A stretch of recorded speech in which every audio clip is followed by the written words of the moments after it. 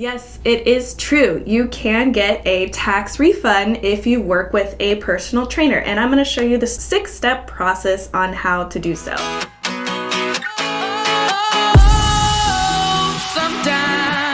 I get a good feeling, yeah. I get a feeling that I never had before. No, I get a good feeling, yeah.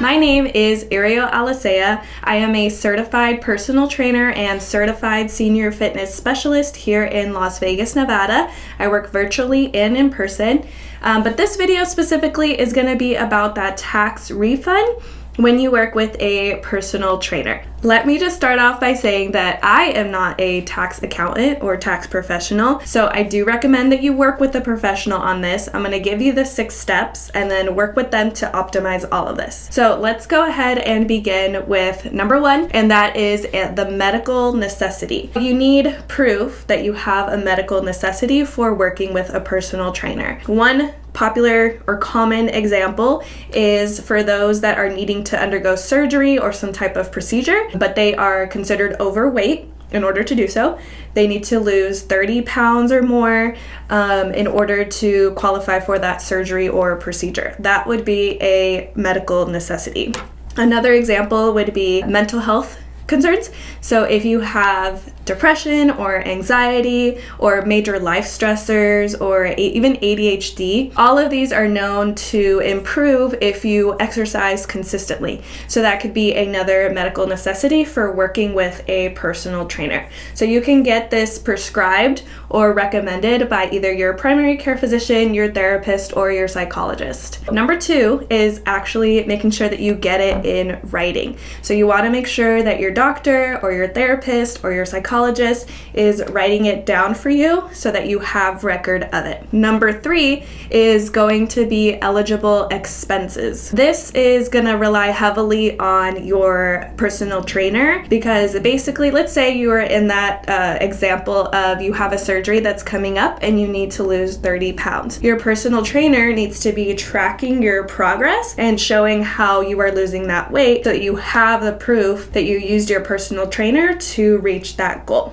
Make sure you're working with a personal trainer that is tracking everything on your behalf. Back on making sure that you're getting it in writing, your personal trainer should also be sending you invoices. So that's another form of record and proof that you're working with a personal trainer. So make sure that you keep all of those invoices. If your trainer is not giving you a detailed program that you can review and they're not providing invoices for you, probably a good time to find another personal trainer. Going into number 4 is AGI threshold. So what does that mean? That is your adjusted gross income. And basically, based on your adjusted gross income, you have a certain percentage that is allotted for medical expenses. So as of 2021, that amount is 7.5%. So for example, let's say you make $50,000, 7.5% of that is going to be $3,750. Let's say that your medical expenses come out to $4,000. $4,000 minus $3,750, your deductible amount would be $250. Making sure that you're hitting that threshold and that you're exceeding whatever that medical expense amount is based on your adjusted gross income.